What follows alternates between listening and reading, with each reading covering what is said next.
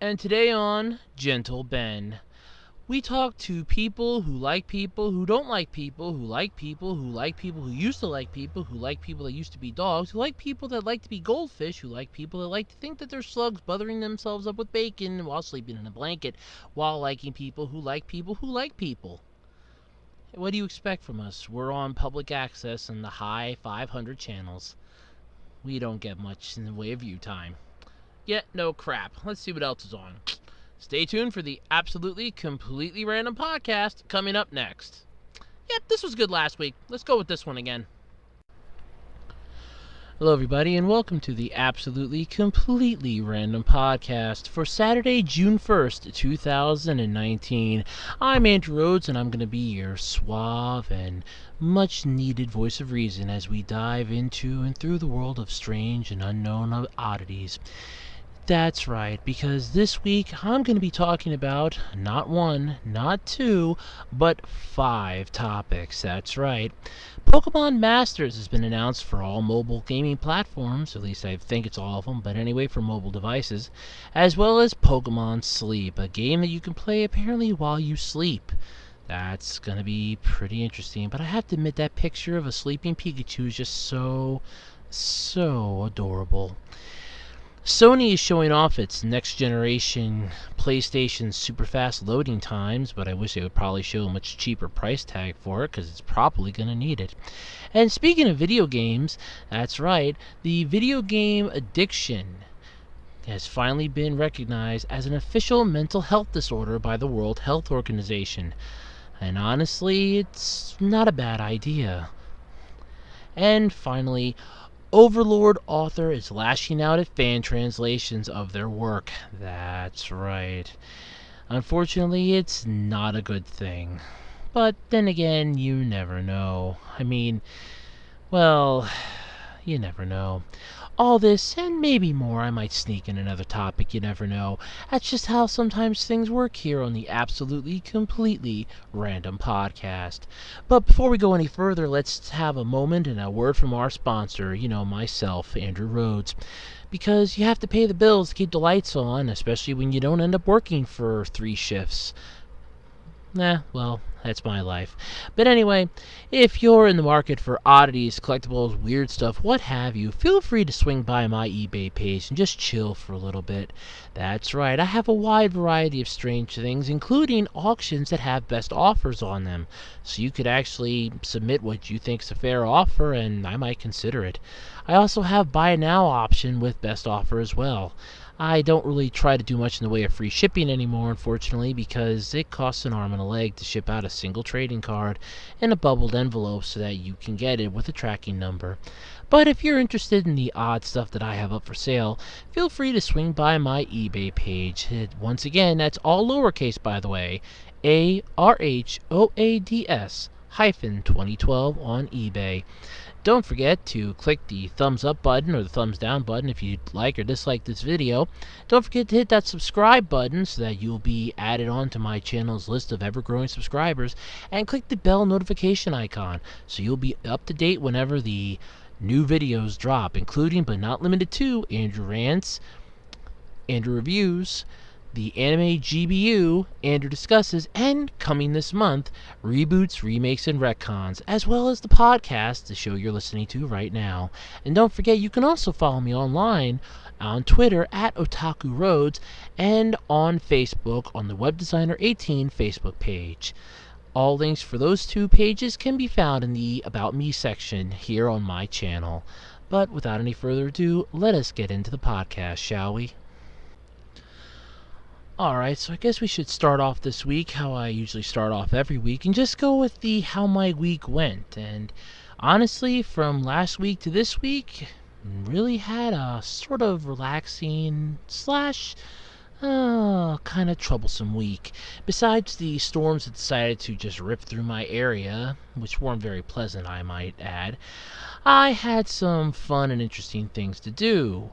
We watched 2 Ace Ventura movies, decided to skip the 3rd one, and on Memorial Day decided to go for a Jim Carrey trifecta by watching The Cable Guy.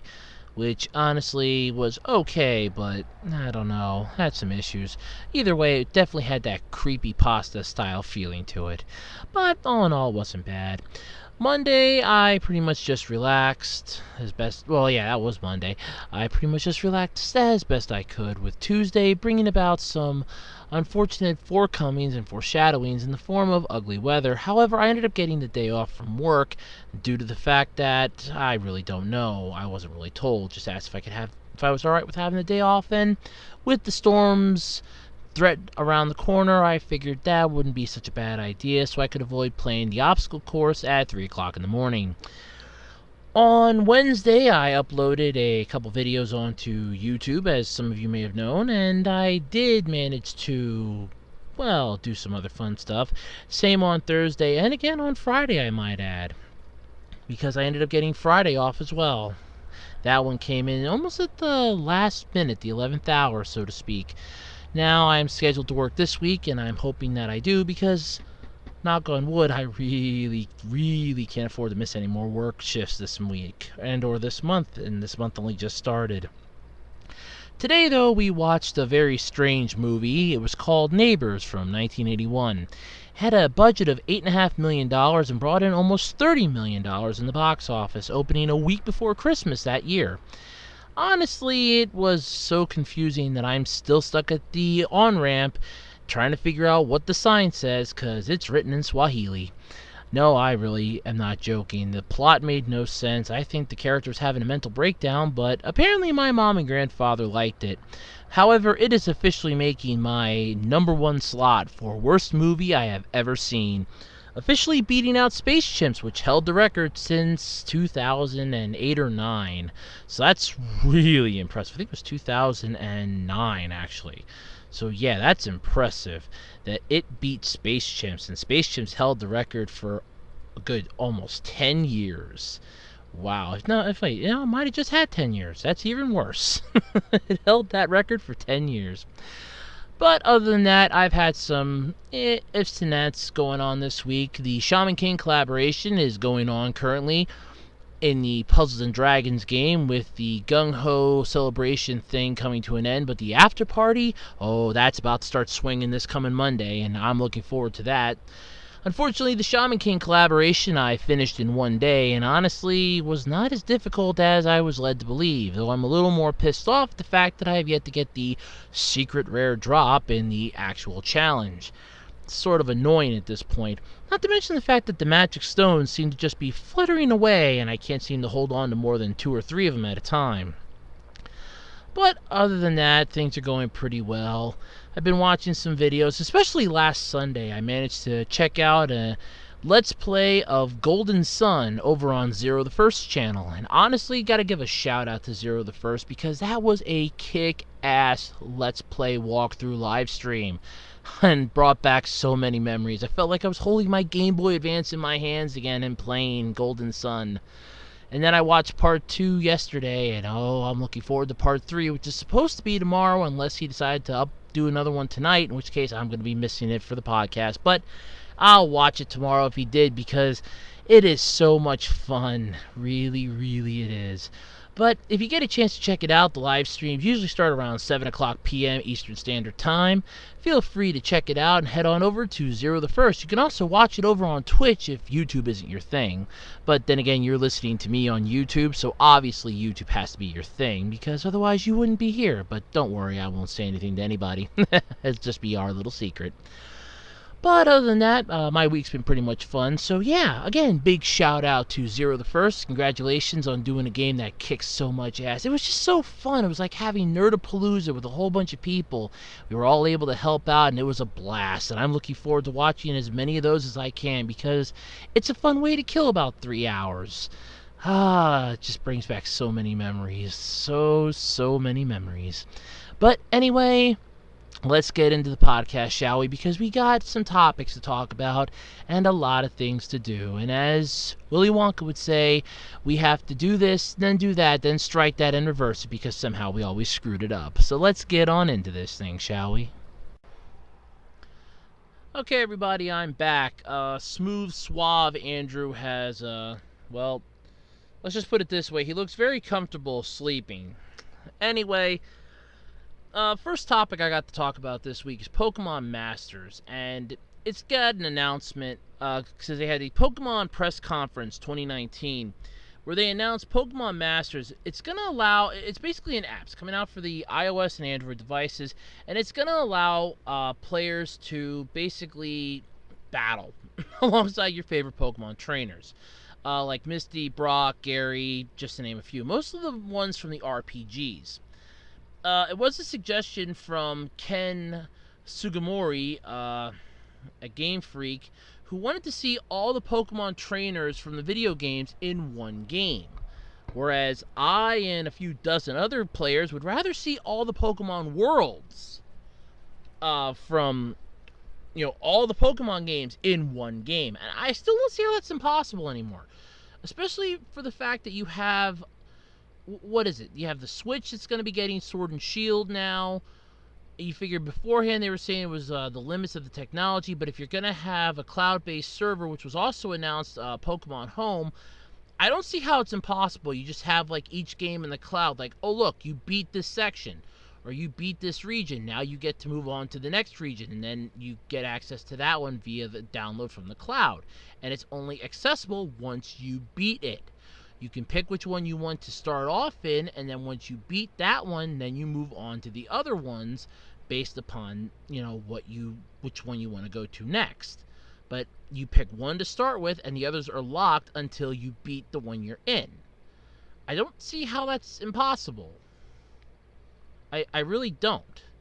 And you figure you can easily make it so that, okay, they have to take a whole bunch of new Pokemon with them, so they can't take one of their favorite ones with them, but they'll have all the gym badges from the previous region so that once they're able to use their Pokemon, let's say after you beat the 7th or 8th gym, then all of a sudden, oh look, you can bring the next one with. Actually sounds like a good idea for a discussion video. I might have to put a thumbtack in that one. But anyway, we have that coming out. So Pokemon Masters got announced. And then on top of that, we also got 2 other announcements. Well, 3, but the other one's going to be a separate topic. There's going to be a new Detective Pikachu game that's going to conclude the original 3DS title. That's right. Yep, it's going to conclude the original 3DS title. So you have that to look forward to. I guess the hype of Detective Pikachu really isn't dying down. And the kicker is, it came out what? In 3rd place? Didn't it get beat its opening weekend by, what the hell was it? I'm trying to remember what beat it opening weekend, and people were still pissed off about it. That it didn't get first. No, it didn't. No, it didn't get first place. No, it was Aladdin that got first place last weekend because there was nothing else that opened up. But on top of those 2 things and the other one that's going to be its own separate topic, we also have Pokemon Home, the new cloud-based server or service that will allow players to trade with others using their mobile devices, connect to Pokemon Bank, and much more. And from what I had heard and saw online, it's supposed to also theoretically, unless they're going to change this later on, allow you to access your games. So you figure you'll also have access to like your Pokemon from Pokemon Sword and Shield, the upcoming Nintendo Switch game, your Sun and Moon, Ultra Sun and Moon, X and Y from the Pokemon 3DS games via the Pokemon Bank. I don't know if I saw anything though about this having a monthly fee like Pokemon Bank does. I'm gonna assume it does because honestly, it was a stupid idea. I'm going to just say this right now. Pokemon Bank was a good idea in theory. It was one that should have been tried out a little better, but in worst case scenario, they should have just found a way for you to be able to trade over, or at least migrate over your Pokemon like they had in previous generations. And I know somebody's going to go, but you had the 3DS versus the DS, and it couldn't handle it. Yeah, but here's the thing. You had the original Game Boy Advance first. So, you can't trade anything over from Gen 1 or Gen 2 because they pretty much remade those 2 games with Fire Red and Leaf Green. So that took care of that, bringing it into the third gen console console systems, basically, with the Game Boy Advance. So that allowed you to get Pokemon in the games as well as Ruby and Sapphire. So you had access to the first 3 generations worth of Pokemon games and Pokemon in one fell swoop. So migrating from those up to the DS was easy. You just plop the cartridge into the DS and they go in that way. And then when it was Pokemon Diamond and Pearl to transfer over to Pokemon Black and White, it was just connect 2 DSs and that's the end of that. You can do multiple ones versus migrating from the Game Boy Advance cartridge to the DS cartridge. You could only do like 6. You can only do like 6 of them at a time, which I thought was annoying and stupid as hell. And you could only do it once a day. So you had to have like multiple cartridges, and you had to know which ones you wanted to send over and when. And it was a pain in the ass, personally. I thought that was the stupidest thing was having the limit. You couldn't even clock it out by like changing the clock on your DS. So that was really stupid. But then you go from the DS to the 3DS with X and Y, and you immediately come out with, oh, this is the Pokemon Bank. Now, how do you transfer Pokemon into X and Y? You have to send them into the Pokemon Bank first. And the Pokemon Bank costs you I think it was like $5 a month, which first off was outrageous. I'm not even going to lie about that. That was highway robbery, especially for cheap gamers. People want to buy cartridge-based games and SD card-ish based games because they're cheap-ish. They're like $30, $40, depending on what the brand is, because most of the Pokemon ones were like $34.99. So you're spending anywhere from $30 to $40, give or take, tax included, to buy the game. You have the system. Why would you want to spend on top of that every single month extra money, and then who knows how many months it's going to take you to beat the game? Because it's almost like they were enticing speedrunners in X and Y because they wanted you to blow through this stuff really, really quick. And I'm thinking to myself, that's idiotic, because if you don't blow through it really super quick, you're going to get charged like $5 a month every single month you don't have all your Pokemon back in and you cancel out your account.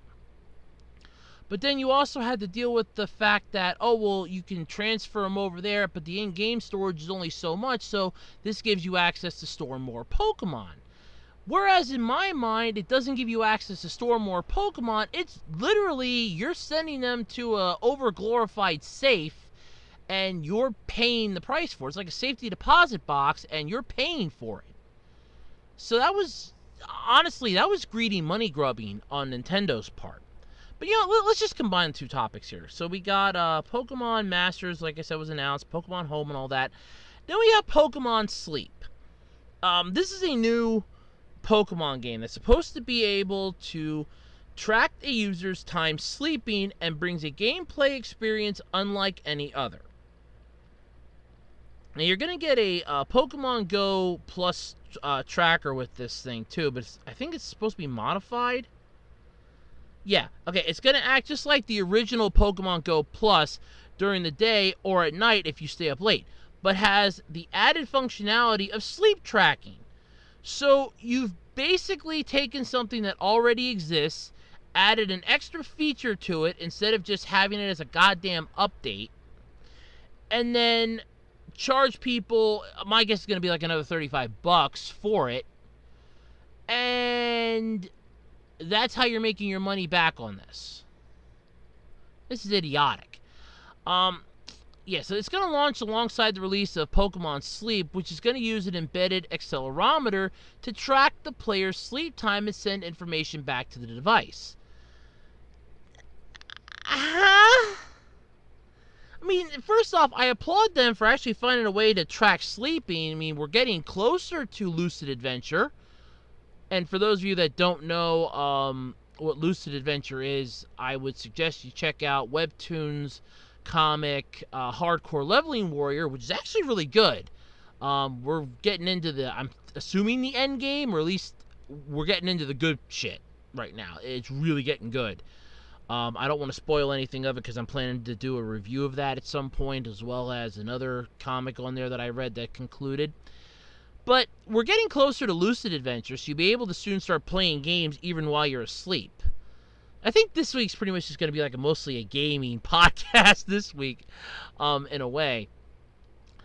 So, yeah, this is going to be an app, though, for iOS and Android devices as well. It's going to allow players to wake up with Pokemon every morning and aims to turn sleeping into entertainment by having the player's time spent sleeping and the time they wake up affect the gameplay. I don't see how that's even possible. I mean, if you're asleep, how the hell are you playing this? But to celebrate this announcement, though, Pokemon Go trainers, for those of you that still have that app and still go out wandering around, hanging out with your friends, like my one friend's husband does, and she gets more annoyed as hell. This is going to have him basically out of the house more than anything. To celebrate this, you have a chance to encounter a sleeping Snorlax around the world and be inspired to sleep and prepare for the new app. Really. You're going to sleep. This is how you plan to bring about your whole new Pokemon thing, is by enticing people to sleep. Okay. But I'm going to say this 100%.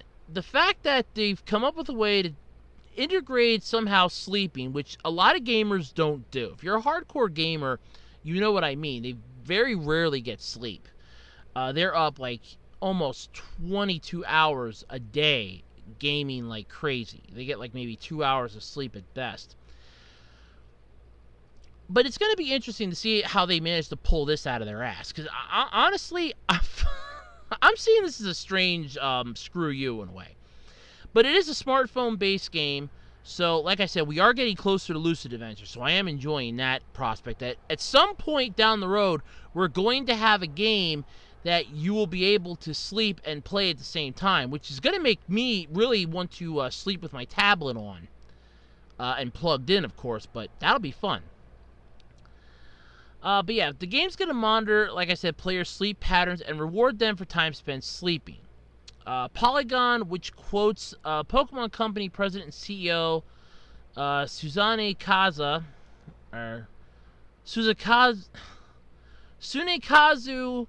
Ishihara, as saying the concept of this game is for players to look forward to waking up every morning.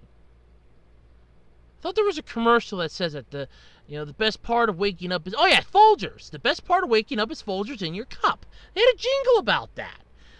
I guess this is just entice kids to want to get up in the morning. Why don't you just say, hey, the school burned down? I think that would entice the kids to not want to get up, They're gonna want to see this. The shock and awe will wake them. Hey, it probably would have me. Very few Pokemon fans would definitely be more excited about getting to sleep on time if it meant waking up or racking up some Poke Points. Oh, Christ. Poke Points. To track sleep, the game's going to utilize the upcoming, like I said, Pokemon Go accessory, the Plus. Okay, it's the Plus Plus. Okay, so then let me guess. About another, when did Pokemon Go come out? Like 2014, I believe.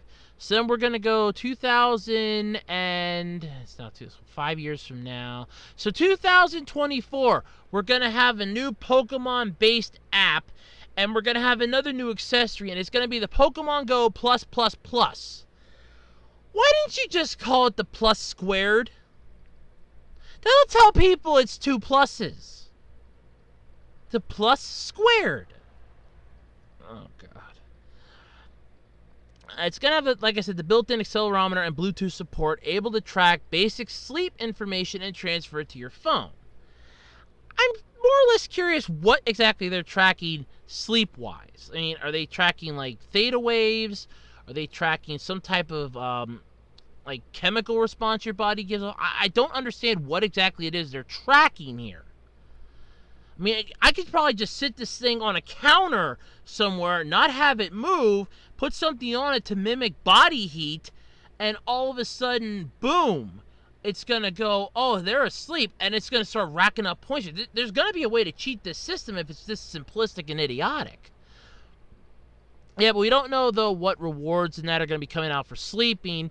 But over in Pokemon Go world, like I said, you can catch a bunch of Snorlaxes that they're sleeping to get hyped up for sleepy time, because you just want to crawl on that big Snorlax belly and put your head on it and just curl up in a nice little ball and just kind of just drift off to sleep on a Snorlax.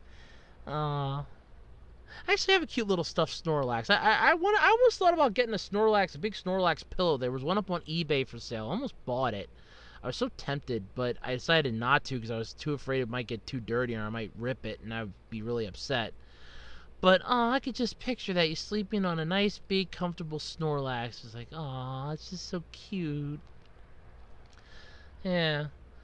So this is definitely something I think for, like, hardcore Pokemon fans. But, like I said, I do appreciate the idea of the whole, we're getting this newer style of gaming where they're going to be tracking sleep patterns rather than, oh, look, how many steps did you walk today? How many moves did you make today? How much exercise are you getting today? Whereas now we're getting, oh, look, you managed to sleep for 6 hours. Hey, that's great. We're going to distribute, Poke Points for every 15 minutes to an hour? So, yeah, it's a pretty decent amount. You got 1 Poke Point like every 15 minutes is probably what they're going to try to do, I would imagine. Or some other type of screwed up system. I could just see this doing the inverse of what Pokemon Go did. Pokemon Go made people get up off their asses and get outside and interact with human creatures.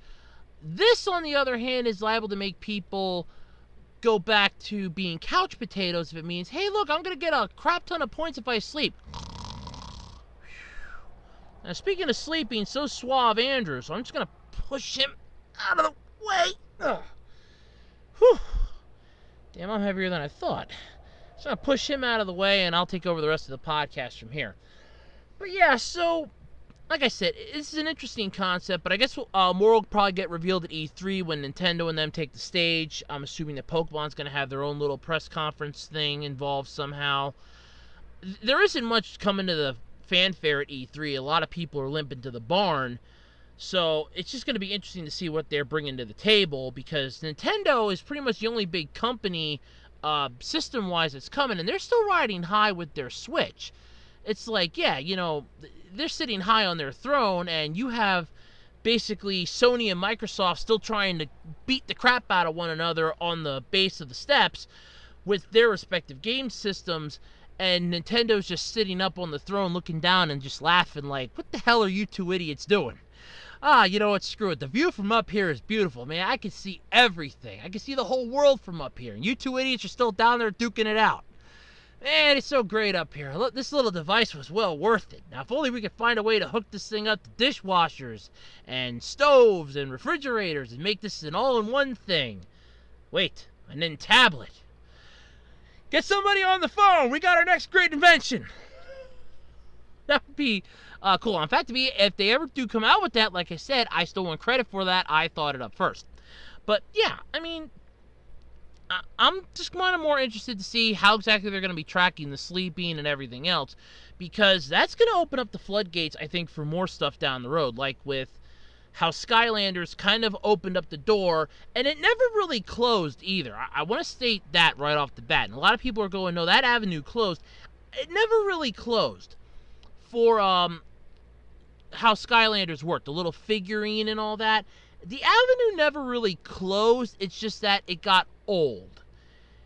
I figure if it gets like a fresh coat of paint and some lube to it, it'll probably turn out quite well and could be a viable idea for mobile devices like phones and that, integrating like the AR and VR technology we have now, especially in the augmented reality state of the phone, to all of a sudden have like the character just come to life and have it basically be sort of a combination of Skylanders meets that crappy hyperscan thing.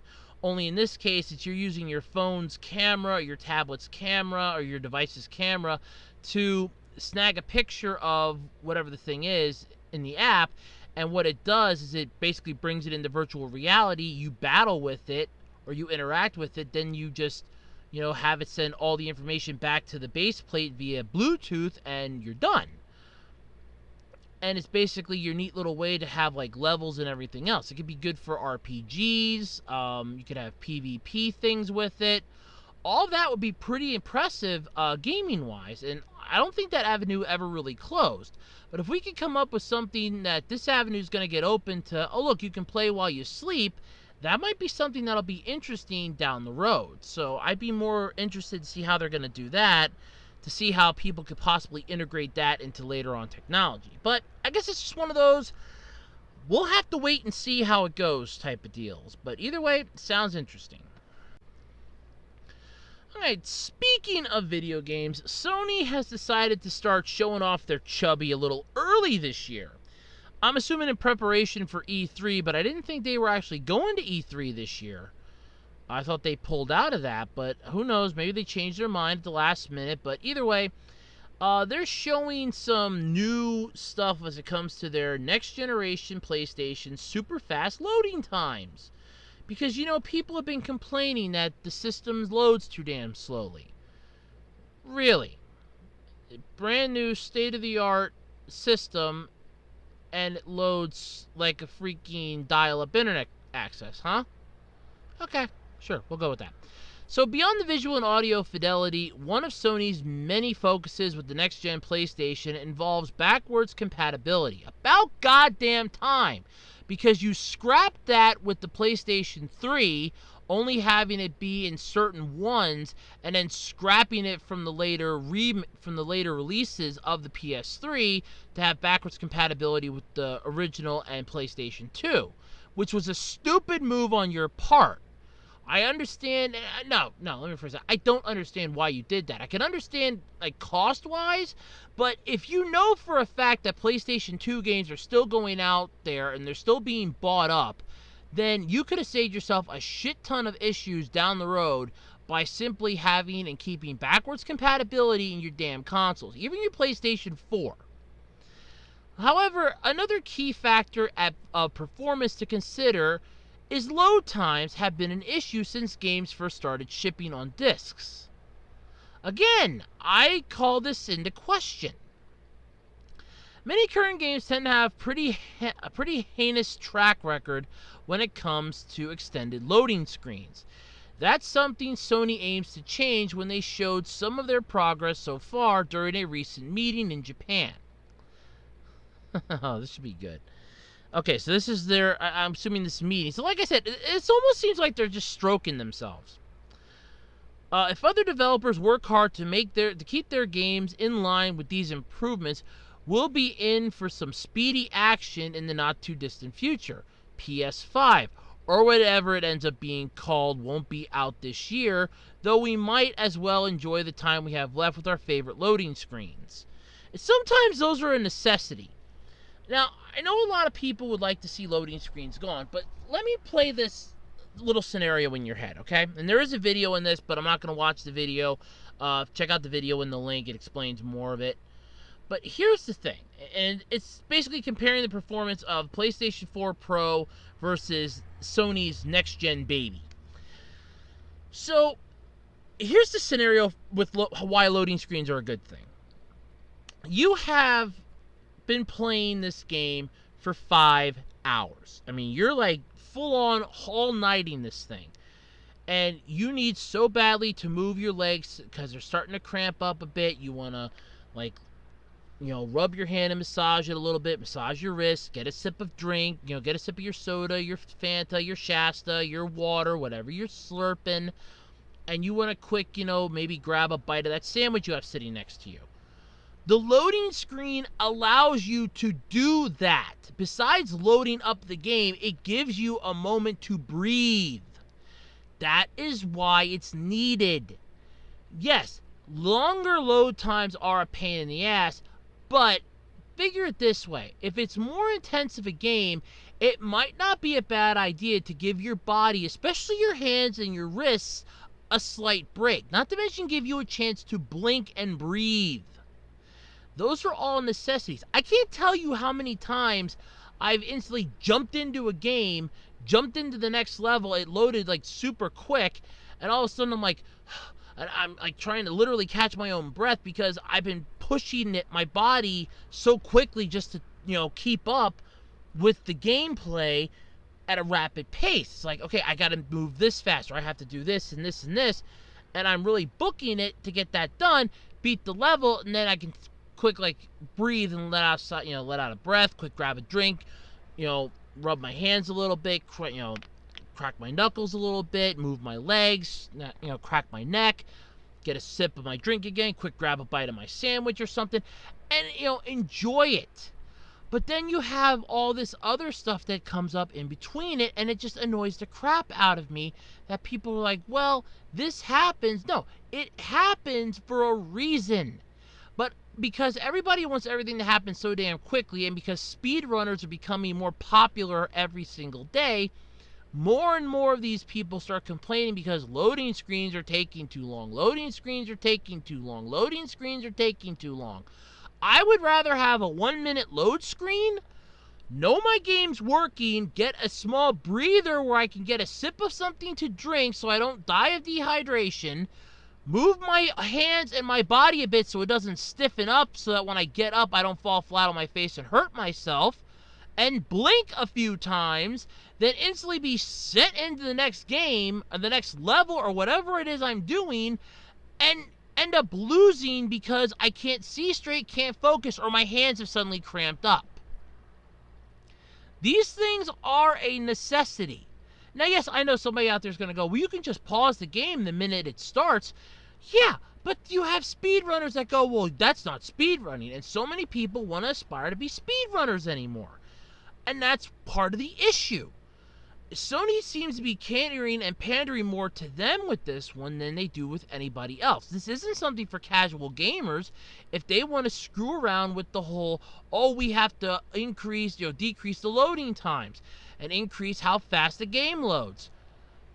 I would rather have backwards compatibility, a stable system with little to no issues and things that can go wrong, than have a reduced loading time. If the load time's at a minute and it's a game that has like a 190-hour campaign or something, yeah, I'd rather have a minute load time so I can blink, breathe, and move a little bit. Rather than, oh, look, this is going to be... No, I'd rather be able to move slightly rather than deal with everything on a platter like that. But then again, that's just me. I'm not a speedrunner. I don't ever intend to be a speedrunner. But still, it gets annoying because so many people are like, well, this is the way it has to be done. And it's not really the way it has to be done. It's just the way you want it to be done. Because, of course, Sony wants to pander and cater towards a certain group of fans. Because they're the ones that they think will make them the most money. They're the ones that think that they go out and buy everything. Speedrunners do more speedrunning of old school games. Granted, they do some newer ones, but a majority of them do retro speedruns because there's more of a, market for that. You can be a speedrunner for one of the newer games, but a lot of more people are focusing on the older school games because they know the ins and outs of those by heart. Look at all the speedrunners for Mario. And I mean the original Mario game. They can speedrun that thing rapidly because they know the tips and tricks. They know the secret passageways. They know the ins and outs of the console and the cartridge. They have it memorized in muscle memory, the movements, the feeling, everything down to the very millisecond. Whereas a newer game, you can speedrun it, but the problem is you're not going to have it memorized like an old school one. So you're complaining about load times being so astronomically long, but in hindsight, it's not a bad idea for them to be long. You just want everything to be faster because you want to be a speedrunner. At least that's how it always comes out and seems to me, because that seems to be the main beef that so many people have. Oh, I wanted to speedrun this, but I can't get the loading time sucked so much. It's so slow of a loading time. I could care less about the loading time so long as the gameplay works. There are games that have issues and crappy story plots and elements. And the issue is that if they're going to focus more on how quickly they can do the loading time, I can imagine how much the story, the animation, the graphics, and all the other stuff is going to suffer because of it. But again, that's not your problem. You don't care. It's the problem of everybody else. And that's what pisses me off. But I don't know. I mean, maybe it's just me. I don't know if it's just me, but I don't know. Hopefully Sony pulls their heads out of their asses with this. They don't focus solely on like putting all their eggs in that basket. I would focus more on the backwards compatibility. Give us the ability to play our old school PlayStation games, everything from every single one of your consoles. And like I said, just name it the PlayStation Infinity, for God's sake. Make it the final console you're ever going to make. The console that can be upgraded if need be with simple modifications and repairs. The console that can play all of your old school favorites, including your PlayStation, PlayStation 2, PlayStation 3, and PlayStation 4 games. Even throw in some of the handheld PS Vita and PSP games too if you want. Have it so they can play those via like digital download or something. But make it so that they can do that instead of focusing squarely on how much faster you can make the load time. Focus on backwards compatibility. Focus on a sleek design. Focus on things that will get people's attention and will make them want to play your game. Otherwise, they're not going to want to play your system. They're not going to want to spend the money on it. Because, I mean, your next-gen system, I'm assuming, judging by how much the iPhones and that have gone up in price recently, that the next-gen system is going to cost at least a couple grand. And the sad part is, I'm guessing almost like $1,000 at best. And the sad part is that somebody out there is liable to buy it because they're going to go, oh, I can make a crap ton of money off of this now. I can become a gamer on YouTube and make a shit ton of money. And all I got to do is just go and buy myself the freaking PlayStation Infinity or whatever they're going to call it. And that's all I got to do. And that's going to be a problem.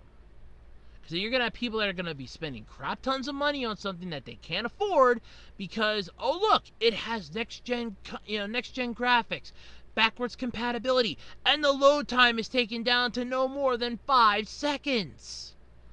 Idiocy runs amok and thus creates a problem. But I don't know. Maybe they'll, like I said, maybe they'll think of something. Maybe they'll figure out a way to improve it. Who knows? I doubt it highly, but you never know. It could happen. Maybe. Alright, so let's talk about something anime related here for a moment, shall we? Because I know somebody's going to go, well, Pokemon was anime related. Nope, I was talking about Pokemon video games / anime. But mostly I've been focusing apparently on video games tonight. That seems to be the big draw. I mean, with E3 coming around the corner, it is, understandable. So if you've ever wondered how the Japanese creators feel about fan-translated material that is distributed over the internet, well, good news. Well, maybe not. Kugane Murayama, who writes the Overlord series, for any of you that has actually seen it, that is actually quite interesting. I have yet to be able to figure it out, and I've seen a couple episodes of it, but I haven't been able to fully grasp it. So there is that. But anyway, Maruyama, sorry, I mispronounced that, Maruyama, was not pleased with a recent fan translation that he found. Yep. He was informed by a fan last week that a fan translation of his Overlord novel had been posted online. He was not pleased. He responded as follows, and I quote, "Oh man, really? My motivation to write has been going down the drain. Maybe I should finish Overlord and go back to being a company employee. Well, for now I'll cut down on the planned story content and aim to finish the series on volume 17. End quote. And that was an Anime News Network translation. Maruyama has previously slated that he was planning to finish Overlord at volume 18. So cutting it a volume short because of your fan. Wow. Because a fan did a fan translation. Wow. Yeah, apparently, people are suspecting, at least the one person at Anime News Network is suspecting that Maruyama was simply venting and was not serious about actually cutting the volume of material. But it's obvious the news shook him, especially considering a follow-up tweet that read in part, bad money drives out good, perhaps implying that free fan translations could hurt the official product. And as they always say at the start of every parody series, the following is a non-profit fan-based parody. Insert series here is owned by insert people who own it here. Please support the official release. Almost every parody says that. Dragon Ball Z abridged, The Devil's a Part-Timer abridged, SAO abridged, they all say it. So there is that. The Overlord light novels are being officially released in English, though, by Yen Press, who have bought out 10 volumes so far. Here's how they describe the first volume. For 12 years, the virtual world of Yggdrasil has served as the playground and battlefield for the skeletal lord Momogna. I'm not making that name up either. And his guild of fellow monsters. Yeah, okay, I can't pronounce that word.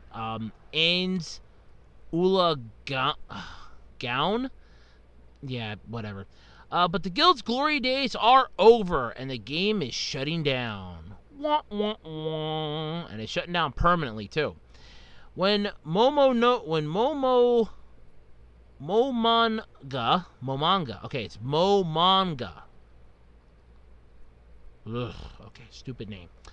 Logs in one last time just to be there when the servers go dark. Something happens, and suddenly fantasy is reality.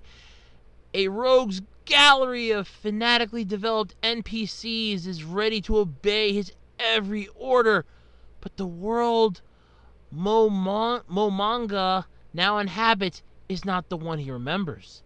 The game may be over, but the epic tale of whatever the bleep this is only beginning. Seriously, like I said, I watched a couple episodes of Overlord. It seemed like, and I really hate to say it this way, a crappier version of Dot Hack meets Log Horizon, and slightly screwing to no degree, what the hell was it? Zetman. That's it. I had to think. I had to think for a moment what the name of it was. Zetman. It kind of seemed like a three-way screwing fest there. Honestly, I mean, fan translations are something that are going to happen regardless. You're going to have parodies, which are basically fan translations. You're going to have fan fiction, which is, again, fans making a translation of something. However, I'm assuming this is like a straight-up translation of your source material and basically putting it online.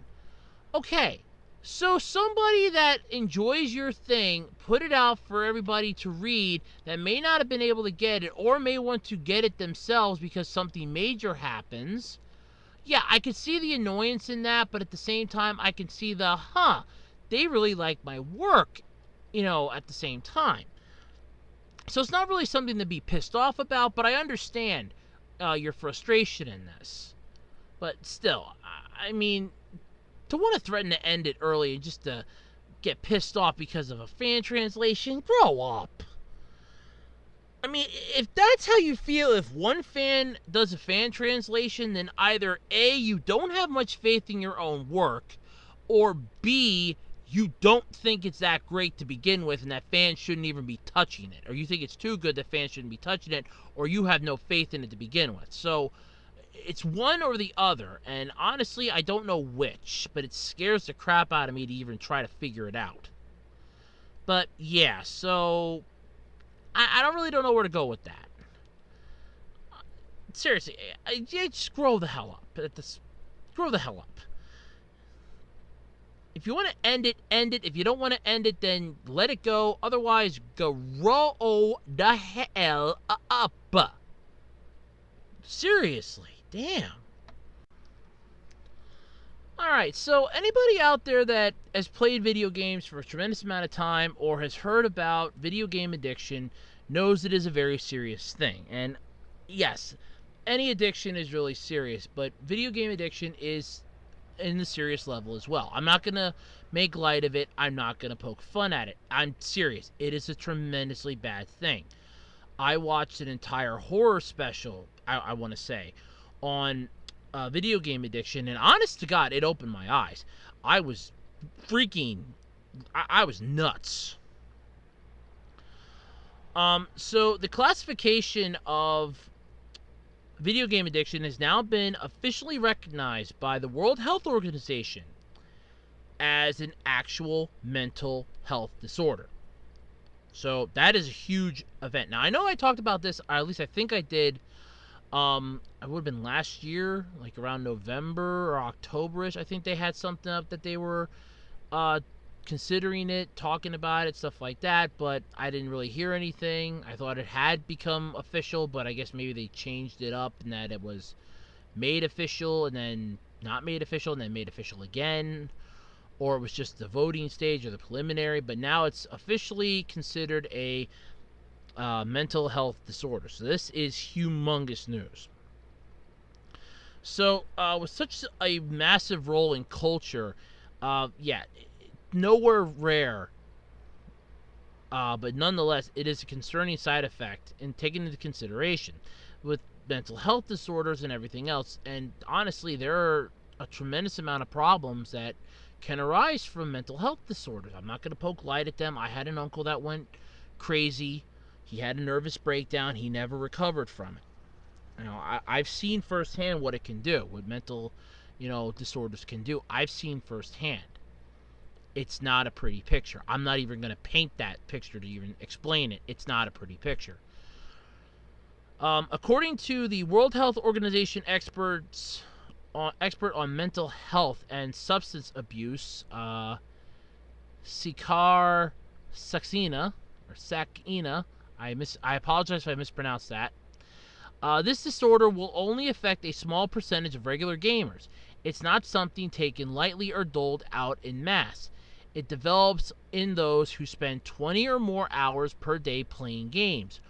Or for another example, players who forego sleep, meals, school, and other daily activities in favor of gaming. In addition, the disorder's diagnosis will only be considered if said behavior persists for around a year or so. So you can't just go, oh, well, this person plays games 90% of the time. They have this thing. If there's going to be some guidelines for it. So it's, first off, that's a good thing, because you really don't want it to suddenly get overdiagnosed and have everybody going crazy. But the classification of the disease is going to be considered as follows: a pattern of gaming behavior, digital gaming or video gaming, characterized by impaired control over gaming, increasing priority given to gaming over other activities to the extent that gaming takes precedence over other interests and daily activities, and continuation or escalation of gaming despite the occurrence of negative consequences. So, to characterize that in layman's terms, basically, if you're spending 23 hours of a 24-hour day playing video games, and you stop for like an hour, or not even that, or you just forego sleep and you forego school, you're starving yourself because you want to beat this level. Yeah, that's basically video game disorder, gaming addiction, basically. It's an ongoing thing. Yes, it's going to get worse as time goes on, because with advents in technology and everything else, people are going to spend a tremendous amount of time doing this. You have those high schoolers and middle schoolers who will play their online games and their simplistic puzzle games on their phones and that. You have all the people who play multiple games on everything else. I myself, I play games on my tablet. My mom plays games on her laptop and on the desktop. But we do other stuff on top of it. I'm not spending 24 hours a day gaming. I don't spend 18 hours a day gaming. I think it best. Let's see. I'm on my tablet from at least 9:30, 10 o'clock in the morning.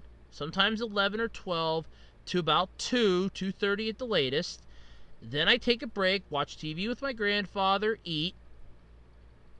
go down to the convenience store, come home, go to my room, and depending on if I have to work the next morning or not, I'm on my tablet, but I'm usually either checking YouTube, surfing the net.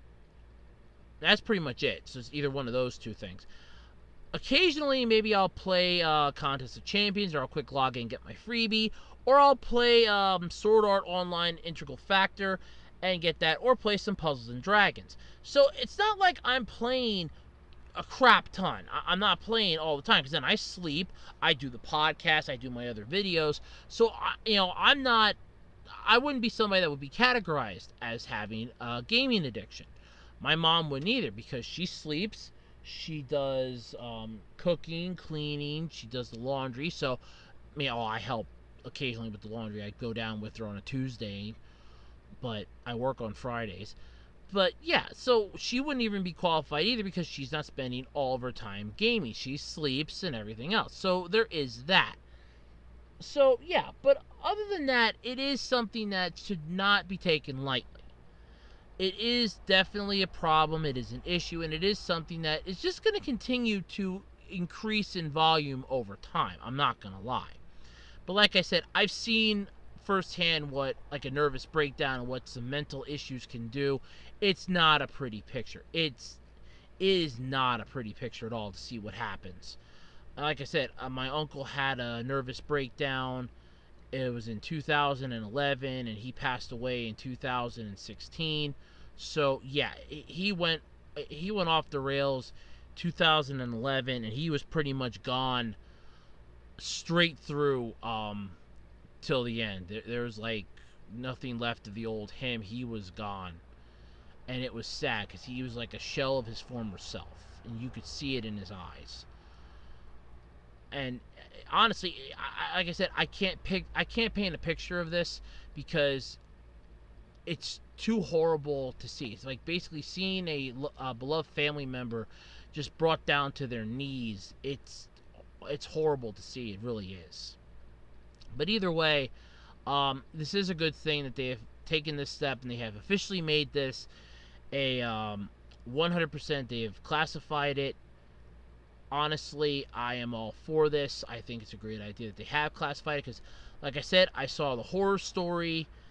It was an True Hollywood story about video game addiction, and honestly, like I said, it scared the crap out of me, because it told the really sad story of this guy who played EverQuest, who had played EverQuest, and he fell in love with this one person that was in the game, and he wanted to have them, he asked them to marry him, and she said no, and then he just kind of killed himself. But his parents were worried, because all he did was play video games. He hardly ever communicated with them. He lived with them, then he moved out, and it was on Thanksgiving. His mom goes over to, check on him, and she can't get the door open because he's got the chain on the door. She's banging on the door. She finally opens it up enough to get the chain to stop her. She can smell this horrendous odor. She's freaking out. She's nervous. She's panicking. She gets I think it said she went back, either got her husband or she got her brother to come and help her. They open up the door, and he's just dead. The guy was just dead on his chair.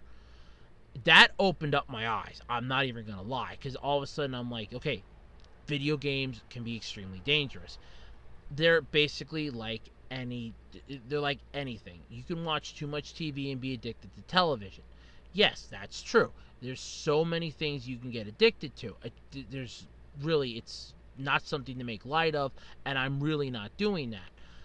It's, in all honesty, we have some fun here on this podcast, but this is honestly a serious subject, and it is something that, like I said, I am extremely happy and glad that they have taken very seriously and are giving this the proper attention that it deserves, i.e., getting it the classification that it is a mental disease and disorder. So that is a very good thing, and I am extremely, I really want to congratulate them on that and compliment them on doing that, because it is something that is highly needed for the world. I'm not even going to lie. But yeah, so that is it. Is officially a mental disease or disorder. So I would do like a simple PSA here, but basically, if you know somebody that does that, like you know somebody that games 24 hours a day, 7 days a week, that they don't eat, that they have very little interaction with people because of it, if they fit the criteria that this is, get them to seek help if they can. 'Cause it is an extremely, I mean, it honestly, it can take over their lives. It can be deadly in some cases if it's not taken care of. It does issue some problems. And I know that there are some celebrities that have been doing like really crappy commercials. I know Ryan Reynolds has been doing one for that Toon Blast because I see it every now and then on a YouTube video. I think they're kind of really stupid because they are sort of making light at this because it's like I was just trying it like everybody else in Hollywood was doing it. So I just wanted to be part of the crowd, and he's like playing a mobile game, and it's like, and it just got addicting, started taking over my life. And I'm thinking to myself, you guys really should not be poking fun at this. This is a very, very serious condition. This is very serious. But that being said, yeah, I'm really happy that they have identified this as a disease and disorder. It is something that really does need to be discussed upon more. And like I said, if you know somebody that has this, seriously, try to help them. Get them help if you can, because this, honestly, it's not a fun way to go. It can get really bad if it's not taken care of. It just takes over their lives entirely. It really is. It's sad. It really is. Alright, everybody, and welcome back. I'm Smooth Jazz Andrew, suave and sophisticated as I am. That's right, and I'm ready to enjoy the final segment here of the absolutely, completely random podcast. I don't remember much of this week, but I'd like to thank you for hanging out with me nonetheless. And if you have the dime, I've got the time, so feel free to drop some of those funky, funky topics my way in one of three locations. You can submit them either to the official Web Designer 18 Facebook page, on my Otaku Twitter account, or straight up here on the YouTube channel in the discussion section. And don't forget about the Q&A video dropping later this month. That's right, please have all of your questions in by, when did he subject that to? Oh yes, the 22nd. So remember to have all of your Q&A videos in by Saturday, June 22nd. That's right, you have exactly 3 more Saturdays from the recording of this video to bring in those sweet, sweet questions for Andrew to answer. Now, he doesn't do it live on the air, unfortunately, so don't think it's a live stream, but he does answer your questions nonetheless. But as for me, Smooth Jazz Andrew, well, baby, I have got a jet. I've got to fly. 'Cause I have gotta bounce. Some things I gotta do and places I gotta see. But don't forget, you can always come back to the sweet, sweet jazz and the sweet, sweet sound of my soothing voice right here on the absolutely, completely random podcast. Don't forget to hit that subscribe button. Don't forget to hit the thumbs up and the thumbs down button if you like or dislike this video. Helps Andrew decide whether or not he can keep certain content or delete it. And until next time, this has been the absolutely, completely random podcast. I have been Smooth Jazz, and I'd like to thank you all for hanging out with me this week. Bye bye, everybody, and stay hip, cats. That's right, I said it. Stay hip. Bye, everybody, and have a wonderful week.